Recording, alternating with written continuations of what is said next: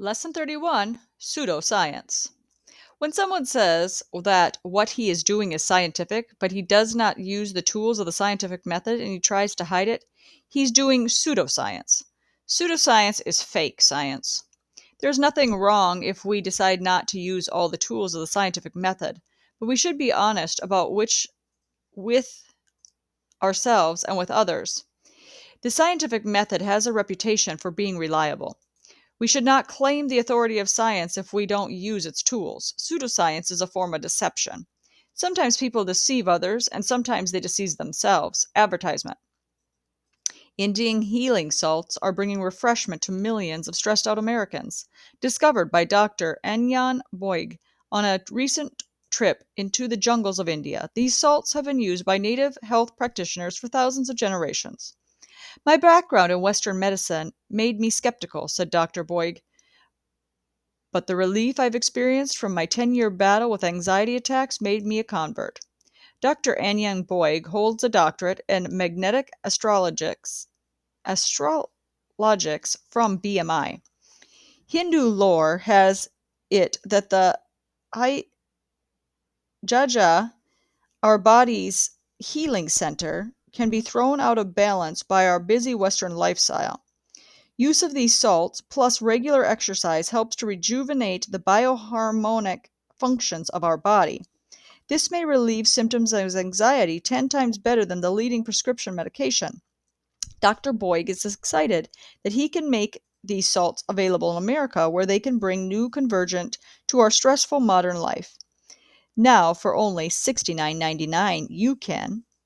Dr. Boig uses many scientific sounding terms in this advertisement, and he tells us his medical credentials. He wants us to believe that his treatment has been scientifically tested. How can we tell if this is a good science or not? We look for clues. We may find that an important tool of the scientific method is missing or that Dr. Boig is doing a very bad job of using it. Some questions we could ask are, number one, is Dr. Boig making money from this? Scientists and doctors need to show they don't have a selfish interest in their claims. We need to be aware of biases. Number two, Dr. Boig says he is a doctor of magnetic astrologics. This term sounds very scientific, but what does it mean? He says he has a degree from BMI, but what do those letters refer to? Number three, does Dr. Boig offer any scientific evidence to support his claim that Indian healing salts balance our bioharmonics besides his personal experience? Has his product been tested by an independent laboratory? Reliable science. Number one, pseudoscience ignores or misuses some science tools. Pseudoscience always has an element of deception or ambiguity. Number three, pseudoscience is often promoted by someone with self-interest in the subject.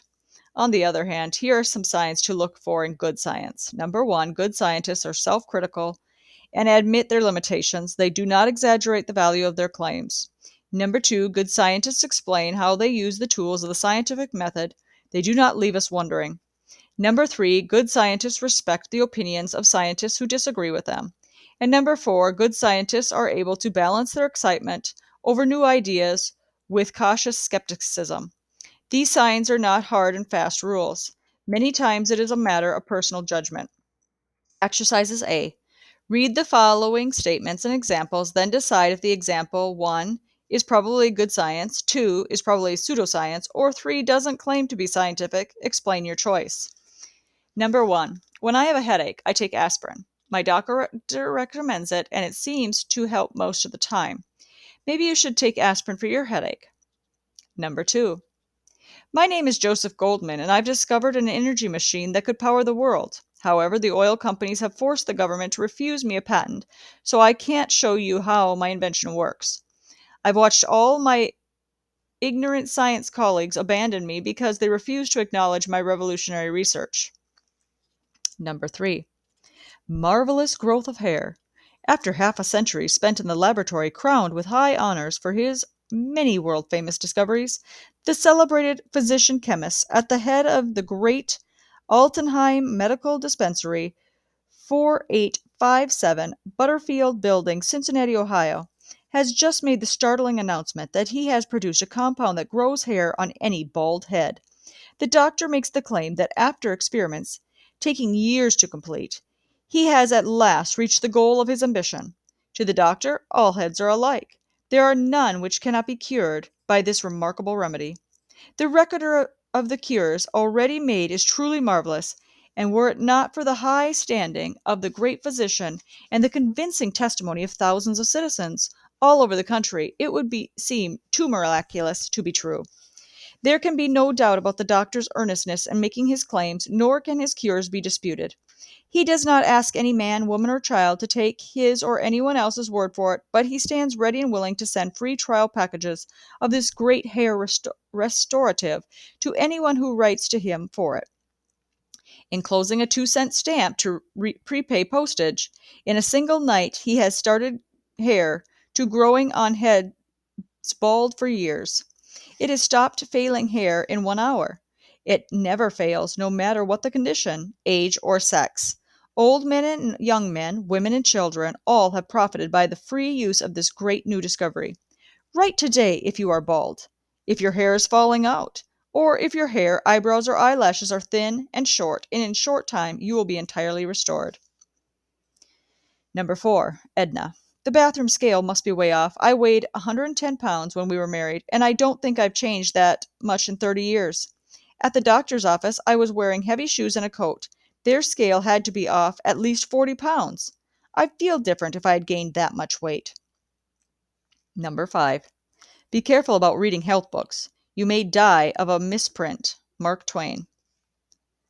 B. Indicate whether you think the following may be an example of 1. Scientists resisting a good idea, or 2. Scientists being skeptical of pseudoscience. Explain your answer. Number 6. After their Kitty Hawk success, the Wrights flew their machine in open fields next to a busy rail line in Dayton, Ohio for almost a year. American authorities refused to come to the demonstrations, and Scientific American magazines published stories about the lying brothers. Finally, the Wright brothers packed up and moved to Europe, where they caused an overnight sensation and sold aircraft contracts to France, Germany, and Britain. Taken from http www.amassai.com/weird/vindac.html. Number 7. About Goddard's ideas of rockets. The whole procedure of shooting rockets into space presents difficulties of so fundamental a nature that we are forced to dismiss the notion as essentially impracticable. Sir Richard van der Wright Woolley, British astronomer, in 1936.